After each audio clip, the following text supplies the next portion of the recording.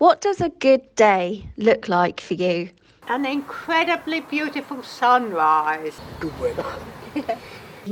Getting out, me going and meeting a friend. Being open to sort of share things with other people.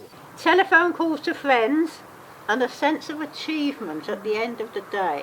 When I come back having done that, I feel I've had an injection of health. What lights you up and brings the most joy in your life at the moment? The gift of passing on knowledge. The telephone. I like people. Sharing each day with other people. I can get in my car and just go into the village, go into one of the 2 cafes, and there would always be people there to talk to. Mm-hmm. Has creativity played a role in your life? Apart from classic girls commercials, we were both very, very keen on actually classical music. Well, it can be a great comforter, I suppose, in many ways, because if you are feeling down or whatever, it tends to act as quite a lift. Well, I had a career in the theatre. They discovered, and I discovered, that I was able to play comedy.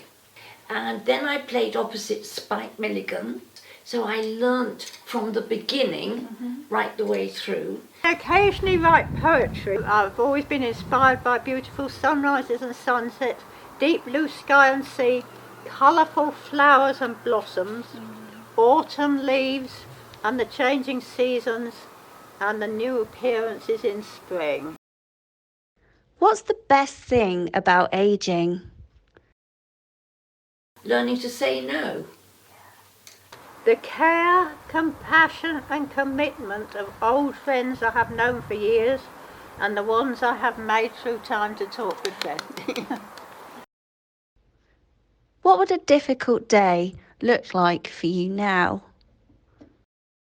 Stormy, wet weather, which means I can't go out and I'm at home all day. 2 years ago now, when I lost my partner, I had about 4 falls here. I managed to break 3 bones in my foot. It's taken me 2 years to learn to walk again.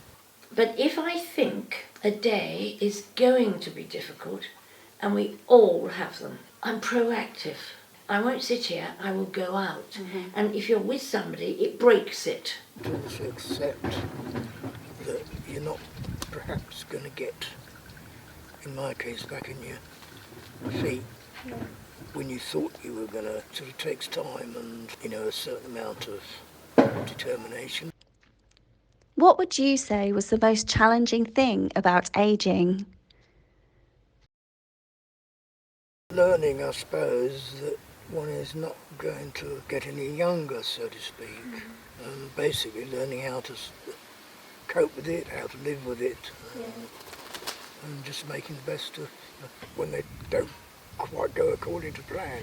Declining health is definitely the most challenging thing about ageing. And the inability to do things that we used to take for granted. I can't go running now, I only walk slowly. Do you have any advice for the younger generation? I would love to be able to encourage younger people to enter activities, hobbies, friendships, you name it, that can take them through life, not ones that are what I call a 5-minute wonder.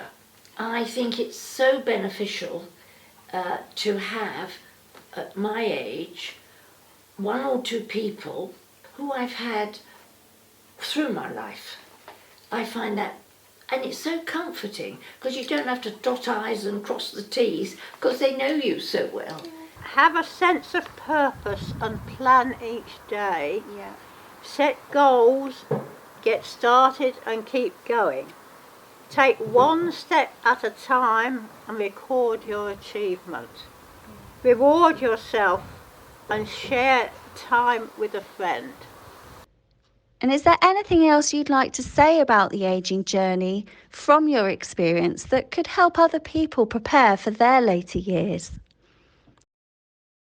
Always take your time and things. There's no need to rush.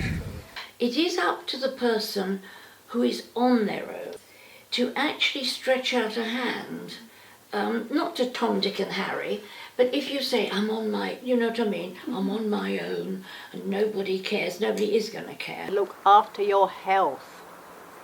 Many of us do not appreciate good health until we no longer have it. Accept things for what they are. Stretch out your hand. I think there are things out there, even in old age, that are there for you. Enjoy outdoors, sleep well, and be thankful for what you have.